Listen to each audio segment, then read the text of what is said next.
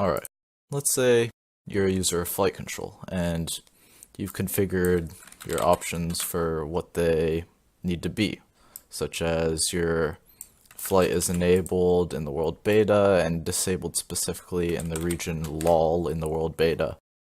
You don't really need any other features. Like, you don't need the command, you don't really need any of this stuff, you don't need the factions categories, you don't need the sounds, you don't need some of the messages. Well, it's pretty simple. To get rid of the sounds, you can do that. You can get rid of specific sounds, such as those two. You can get rid of that sound if you want.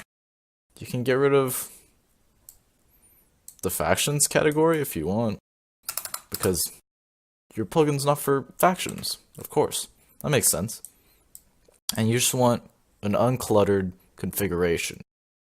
All you need to do is just remove it.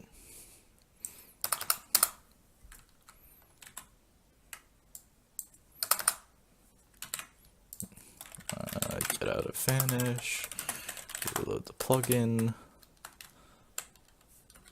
and you're set.